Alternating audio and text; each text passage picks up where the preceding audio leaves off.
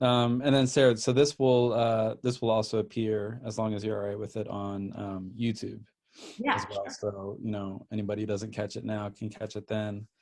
But this is our third BunkerLit episode. So thank you so much, Sarah, for joining us. This is something that Amy and I came up with.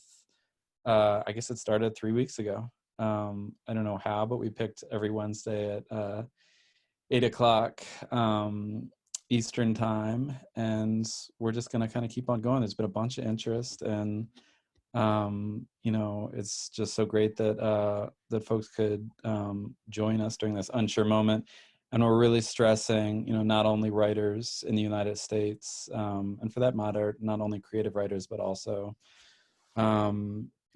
philosophers and people writing in different languages, people from all over the world. So if anybody listening now has anybody that they think might be a good candidate for reading, please do reach out and let us know. And I am so excited for the show tonight, Sarah. I've read some of your work, and I'm excited to hear more. And I think Amy's gonna tee Yeah, you up. I'm going to introduce you. I have to say, I went through a bunch of different bios and kind of pulled different things, but there's so much to say that your bio is longer than most, which is a good problem to have. So Sarah Menkedick joins us tonight for a reading from her new book, Ordinary Insanity: Fear and the Silent Crisis of Motherhood in America, which was released earlier this month, just a few weeks ago from Pantheon, and explores the scientific, psychological, historical, and spiritual roots of a silent epidemic of anxiety among American mothers. And if you haven't yet seen the book trailer, I highly recommend checking that out. It's absolutely beautiful. Sarah's debut essay collection, Homing Instincts: Early Motherhood on a Midwestern Farm, was released in 2017 and was longlisted for the Penn/Diamondson Spiegel-Vogel Award for the Art of the Essay. Additional writing has been featured in Harper's, Pacific Standard, the New York Times, the Washington Post, the Los Angeles Times, the Kenyon Review, Guernica, and Oxford American, among other places, and has been listed as notables in the Best American Essays 2014, 2015, and 2017. She was a 2015-2016 Fulbright Fellow in Mexico and a 2019 Creative Nonfiction Writing Fellow in Pittsburgh. And she joins us tonight for a reading from Ordinary Insanity. Hey, Sarah.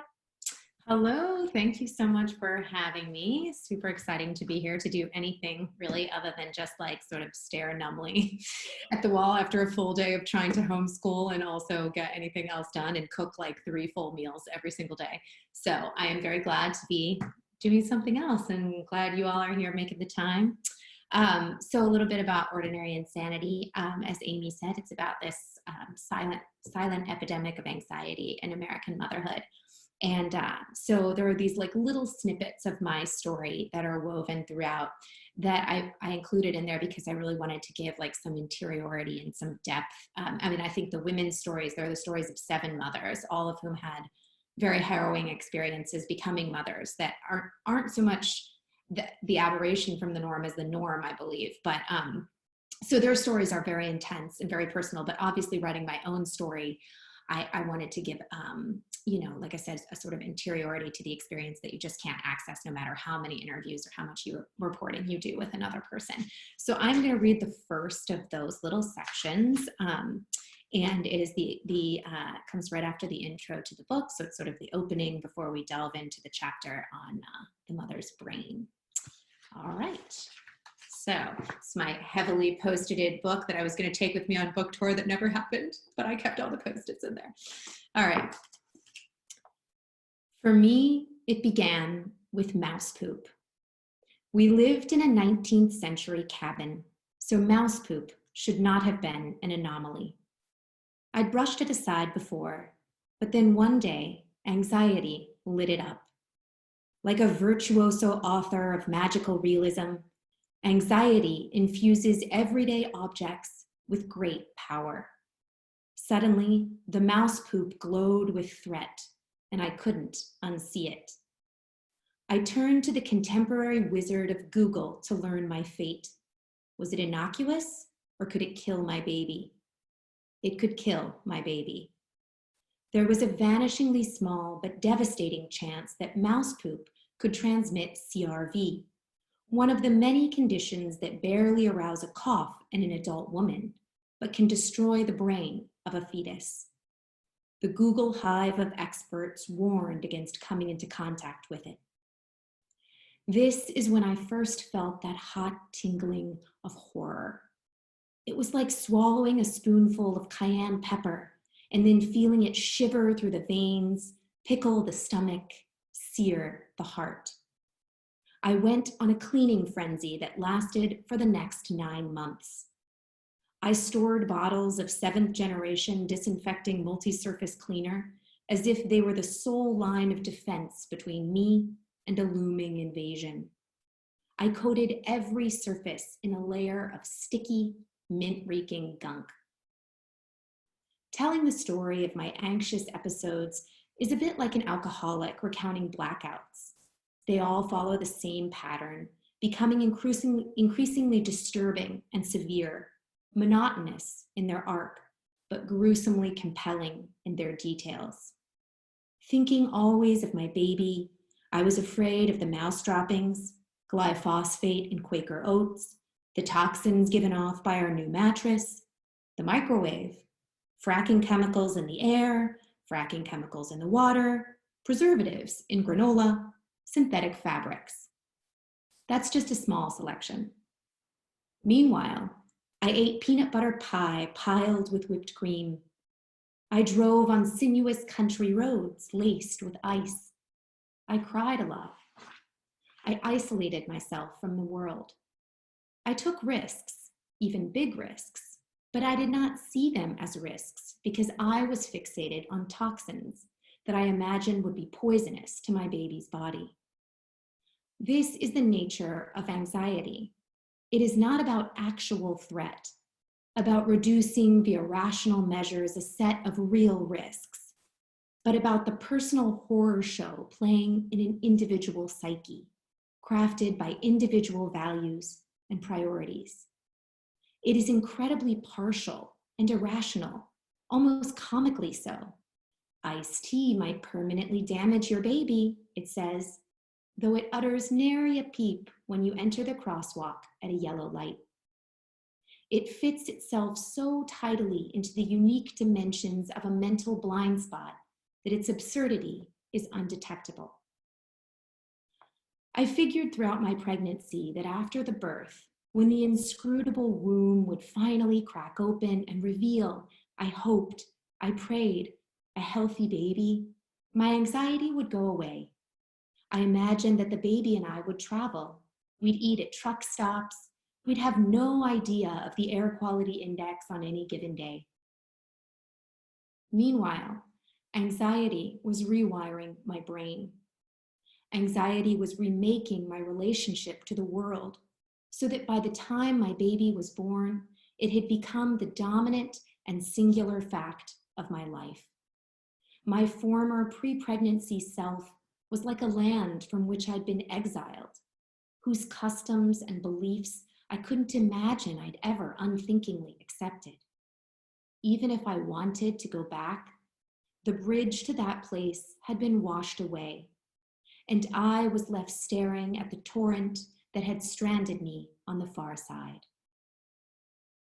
There was a brief reprieve in the newborn stage when my daughter was breastfeeding and the day was a surreal sequence of tasks that I performed, disembodied by fatigue and awe, but then it ramped right back up.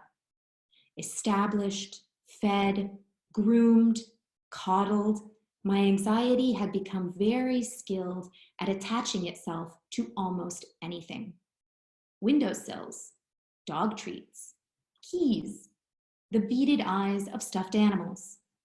The horror struck my system, seared it, faded, again and again. It became normal. In between and around it, I was mostly happy. It took 9 months after the birth of my child for me to finally sense the anxiety as something more than typical worry, or even excessive typical worry. There came a tipping point. It would be the first of many.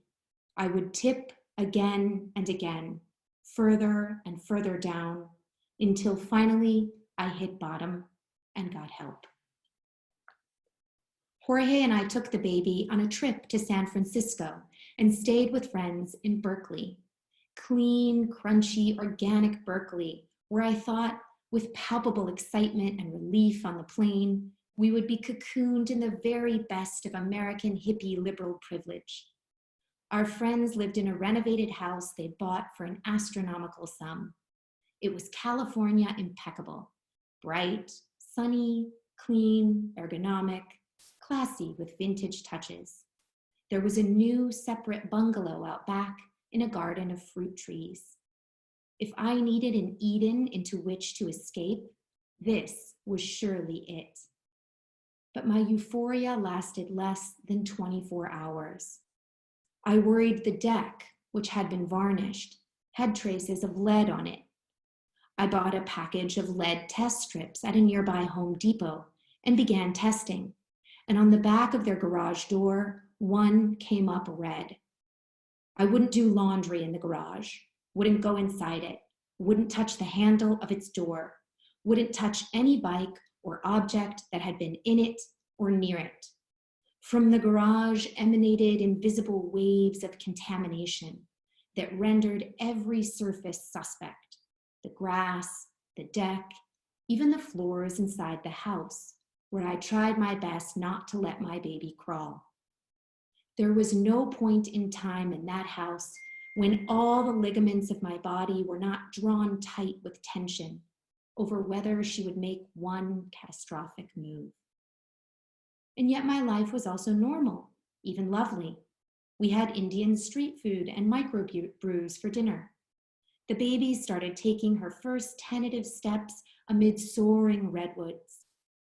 We drove down Highway 101 and stopped at a wild, windswept beach, stuck the baby's little feet in the cool sand. I asked to switch rooms twice at a hotel because each smelled like bleach. We ate Cheez-Its and drank beer above rugged cliffs while the baby slept in the ergo on my chest. My illness was background or aberration, a mere quirk, even as every day felt like a held breath. My whole life felt like a held breath, like walking on the surface of a balloon that might pop at any second. I first realized I needed help on that trip to California. Sometime after we returned, and before my daughter's first birthday, I made an appointment with one of the midwives at the practice in Columbus, Ohio, where I'd been seen throughout my pregnancy. She was not the one who delivered my baby, and I'd met her only once before. She was in her late 50s or early 60s, with a long gray braid. She'd delivered her 1,000th baby that year, and a poster in the office featured her holding this lucky newborn, smiling. I decided she was my best bet. We chatted a bit about a medical question, and then I offered, as if mentioning a curious weather pattern, that I'd been having some anxiety. She didn't lift her eyes from her computer screen. "Uh-huh," she said. I was half relieved and half terrified that she didn't show any concern at all. "Do you have any recommendations for maybe seeing someone?" I ventured. Even asking felt like a blazing humiliation. "Sure," she said. "We can connect you with a social worker. Let me see here." She punched some keys on the keyboard, navigated around. I waited in silence. Then I told her that my husband and I would be moving overseas that fall, but I'd like to try and talk with someone in the months before then.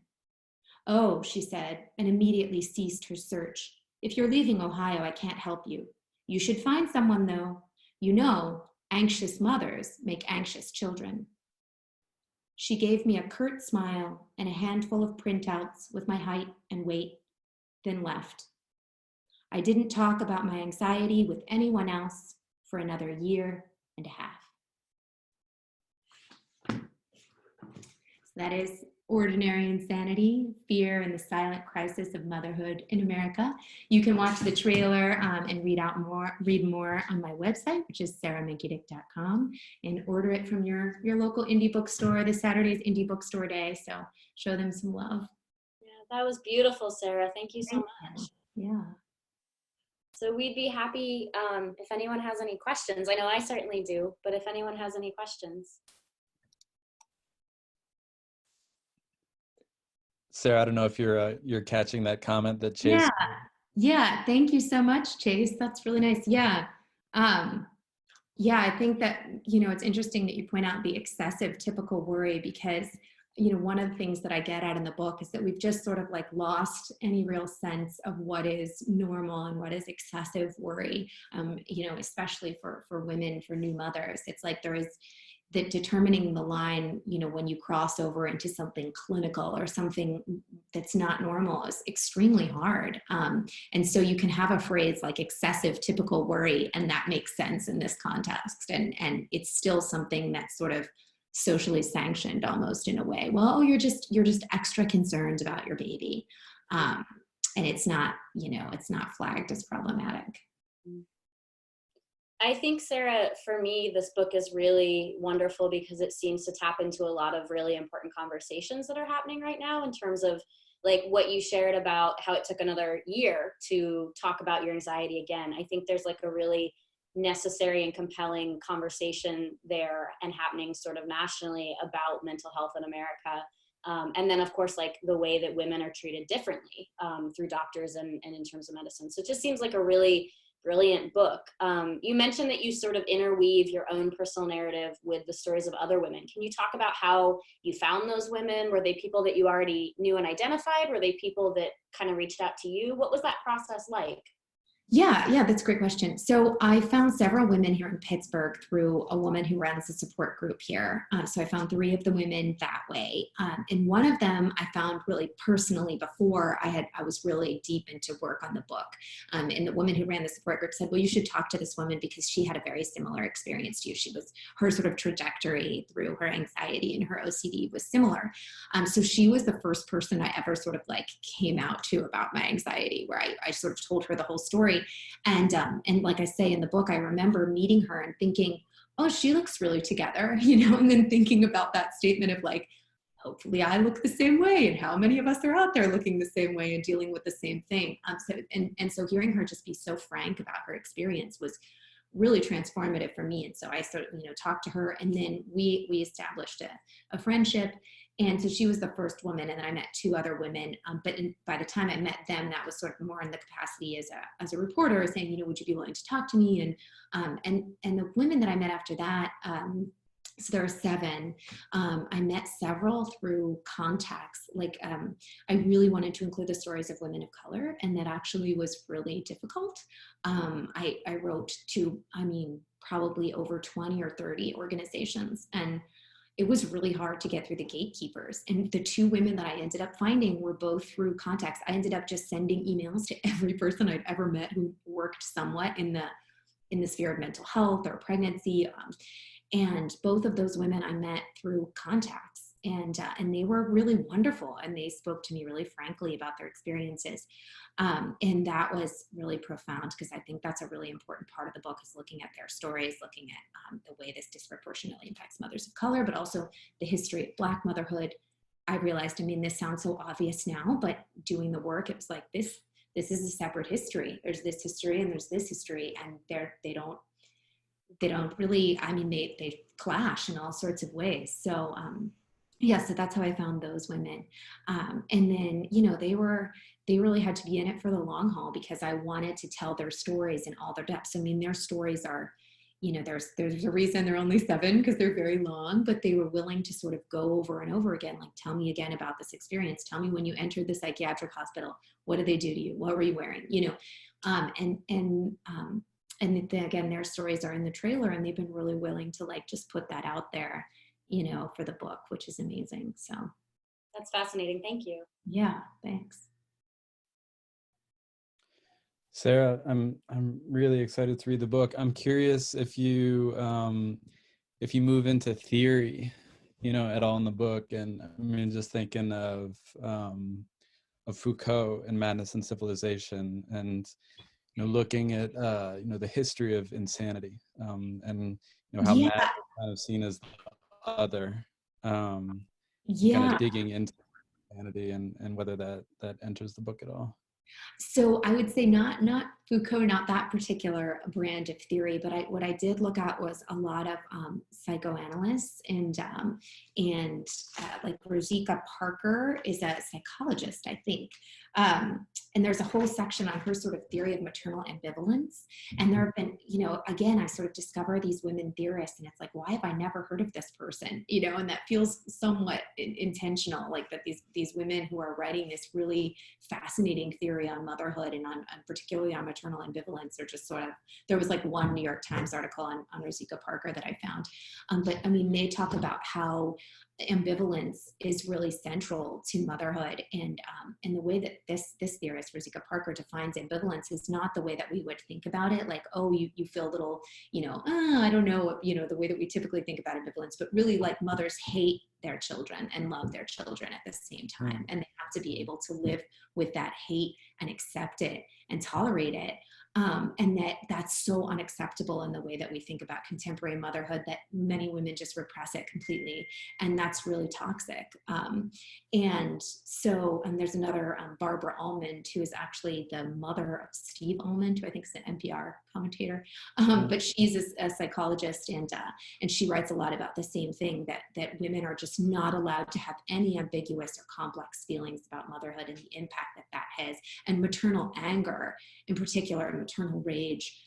There was just something in the New York Times parenting about this like last year, I think, but it really is taboo. Oh my goodness, I forgot to turn off my phone, and now every one of their mother is sending me texts like after not texting me in years. Anyway, so there's that. And then also at the end of the book, there's a lot about ritual, and how we have this total lack of ritual around this experience of becoming a mother. And so I sort of argue that has a really profound impact on women, that there's no way of marking what might be the most significant change in a woman's life. And so postpartum depression or postpartum anxiety, whatever you want to call it, sort of becomes that ritual. And that's the only way to express those feelings that have no other outlet. So, yeah. Yeah, so I wanted to really go beyond just like, I think it's really important to look at the neurobiology, to look at the science of the brain, to look at why anxiety doesn't even exist as sort of like a clinical diagnostic category really in pregnancy or postpartum, but also to look at sort of the history and the theory, as you say, and all of these other dimensions to the experience that just shockingly have not been written about at all. So right, cool, thanks. Yeah, thanks.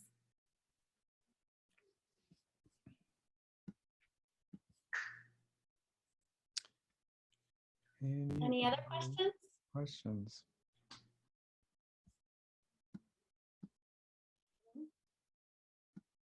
I have one. Sure. Yeah, shoot. I'm curious about when you describe, this is sort of a similar question to the question about theory, but a little bit different.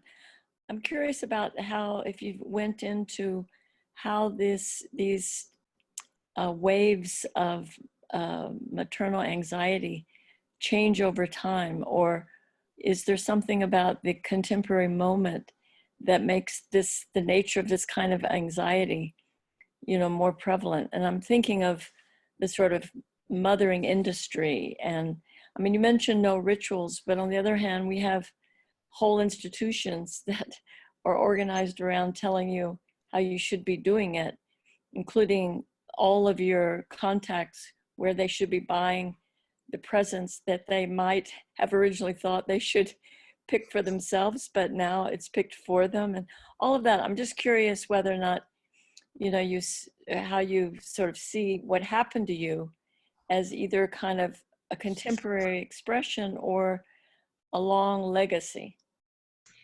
So that is a great question, because I would say it is both. So one of the history, so I sort of cover this long history in the book of men trying to sort of control women's reproduction in different ways. And that could be anything from burning witches to this sort of controlling hysteria in the 19th century, where it was thought that a woman could not have a brain and a uterus. I mean, this was like the prevalent scientific thinking of the time, so not the fringe, right? But that if a woman was using her brain too much, then her uterus would atrophy, right? So you had to like inject things into the uterus or manipulate it somehow to like get it to overtake the brain for a woman to play her proper role. So I think there's always been this this sort of intention to like get women to behave in what is defined as a proper feminine way throughout all of history. And so that would be the historical part of it. But I do think when it comes to, and hysteria, I mean, this is fairly well known, right, was sort of one of those early iterations of anxiety where women who didn't want to be in that very rigid category were defined as hysterical, and they had to be cured with some sort of intervention that at first was physical or medical and then became psychoanalysis via Freud and the other psychoanalysts that followed him. So I think that has a long history of trying to contain women.